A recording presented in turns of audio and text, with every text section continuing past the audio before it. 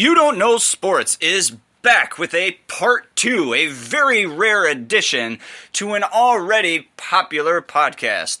Hello and welcome to this part 2 here on the 4th of September 2024. I am your host with the most sports information, Slim to Kid, and for those of you who have never listened to You Don't Know Sports, let me break it down for you. You Don't Know Sports is a collection of stories and facts of various variety across many different sports spectrums that you, the fan, may or may not have heard about.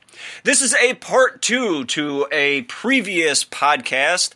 This is Strange But True College Football Stories, Part 2.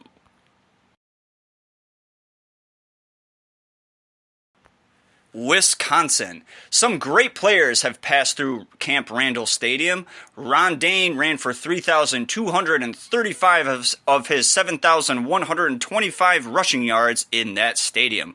More recently, there's Jonathan Taylor, who ran for 3,409 yards at Camp Randall. But before the stadium was built, the land Camp Randall sits on, a 53-acre property, was owned by the Wisconsin State Agricultural Society and transformed into a training center for most of the 91,000 Wisconsin troops who served in the Civil War. It also held 1,400 Confederate soldiers as prisoners.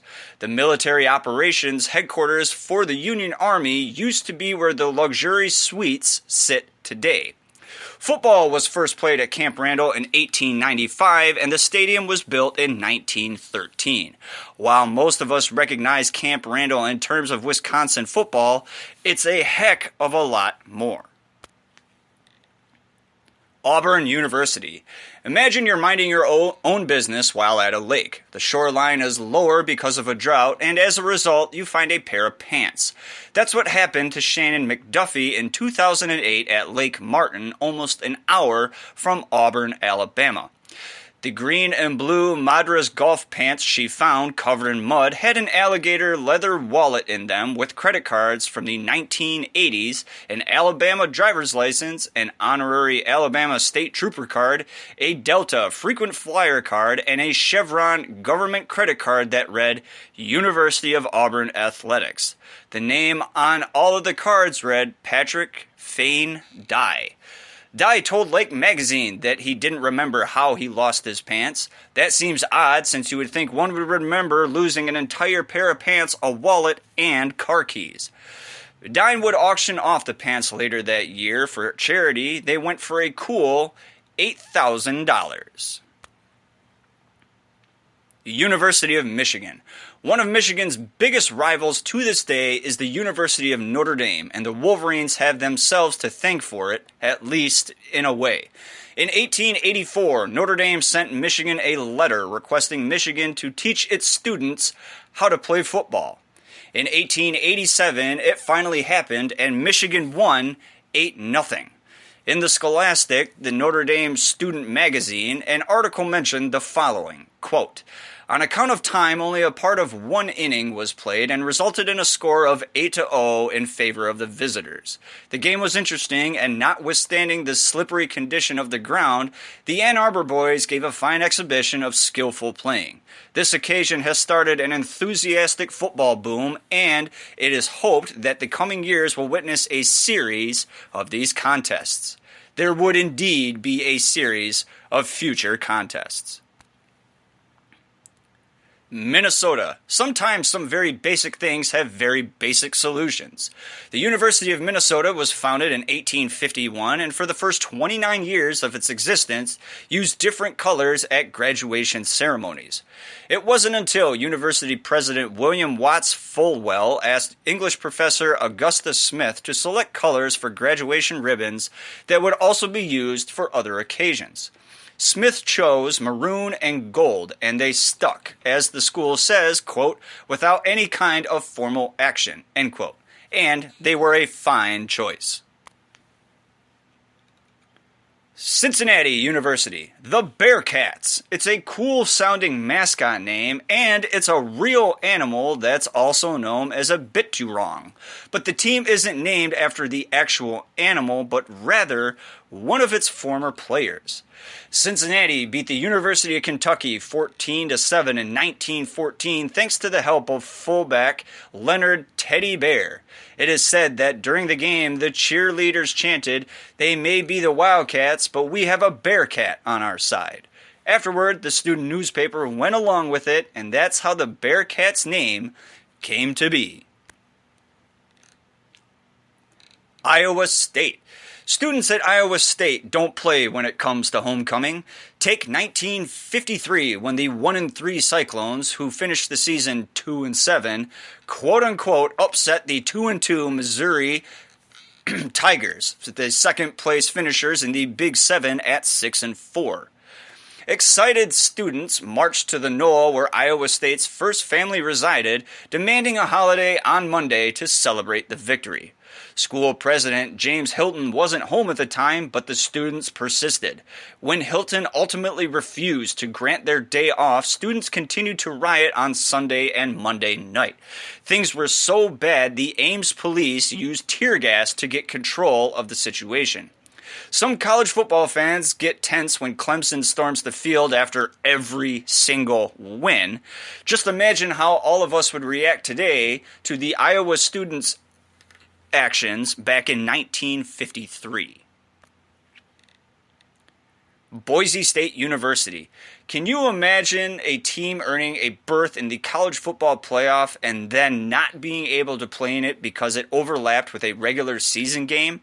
The powers that be would certainly never let a thing happen, but something similar did happen in 1977 to Boise State in its final season in Division II. The Big Sky joined Division I AA in 1978. Excuse me. The NCAA Division II playoffs were set to begin on November 26th, the same day Boise State was scheduled to play the Idaho Vandals. While it was a Big Sky game, Boise State had already clinched the division, having beaten Northern Arizona earlier in the season. Because they had one other game on their schedules, the Broncos were forced to play the Vandals in Moscow, Idaho, winning 44-14. Northern Arizona represented the Big Sky in the Division II tournament and lost 35-0 at home at the hands of Jacksonville State. Iowa. Can you imagine a world where seemingly harmless Iowa would be expelled by the Big Ten? Because it happened on May 26, 1929. Iowa would be out of the Big Ten for just under a year because of allegations that players had been compensated, something that is all too common today. The school had disqualified 27 players on December 11, 1929, in hopes of being reinstated by its fellow Big Ten members. However, it wouldn't rejoin the conference until February 1st, 1930. University of Southern California. Ohio State's band famously claims itself to be the best in the land, but USC has its own impressive accomplishments and accolades. Fleetwood Mac invited the Trojan Band to perform Tusk on its 12th album in 1979, which became the Trojans' first platinum album. They earned a second when they appeared on the reunion album The Dance in 1997. No other collegiate band has accomplished such a feat. For the record, no claims of who has the best bands are being made here. I'm just simply stating the facts presented in front of me. North Carolina. In North Carolina's first season of football, the Tar Heels started their 4-game season 0-2 and decided to hire a new coach. All-American Princeton tackle Hector Cowan, who was still in the middle of his playing career, was their pick. Cowan came from New Jersey to Chapel Hill, overhauled the UNC offense, went 1-1 in 2 games played in May 1889, then returned to Princeton to play on its national championship team that same year. Very, very casual. The University of Texas. There are plenty of notable oranges in college football, whether it's the Bowl, Orange Bowl, Syracuse Orange, or Tennessee Orange. But Texas Burnt Orange stands out because of its unique shade and lack of availability due to World War II. The Longhorn's burnt orange dye was produced in Germany and became unavailable for years during the global conflict.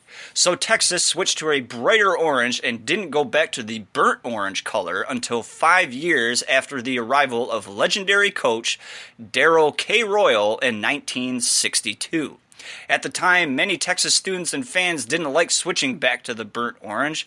They complained about the quote-unquote dark, muddy, and murky burnt orange and requested a switch back to the correct light to medium orange in 1966.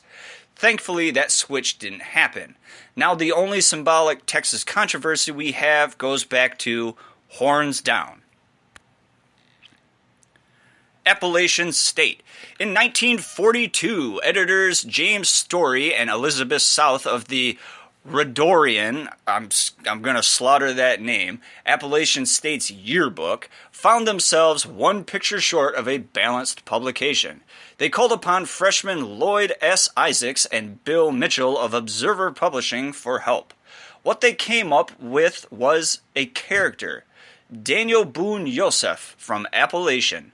The original image of the mascot was known as Yosef isn't certain, and according to App State, quote, accounts mention to bookstore staff members generating a sketch, but an artist in Charlotte has also been credited with the creation of the Mountain Man, end quote. No matter who created the original image, Yosef was enough of a hit, to remain the school's official mascot even to this day. Baylor University. The Bears mascot could have been a lot less fierce. Nominee students voted on for the school's mascot included the buffalo, which is fine, but also the bookworm. Over 50 bears have been the live mascot for Baylor, but the first, which arrived in 1917, was won in a poker game. The bear, later named Big Herb, was riding a train carrying the 107th engineers to their duty station in Waco, Texas, when the train stopped. The cub was found by soldiers who won it in a bet by Herbert E. Mayer, who kept the bear until he became too big to be a pet. Mayer donated the cub to Baylor, and it became the school's first official live mascot. Baylor had to rename the bear because the original name was Little Poo Poo. That is it. That is the conclusion to part 2 of unusual but true college football stories. Did you know any of these stories or facts? Please comment in the comment section below, and be sure to tune in next week for another brand new You Don't Know Sports.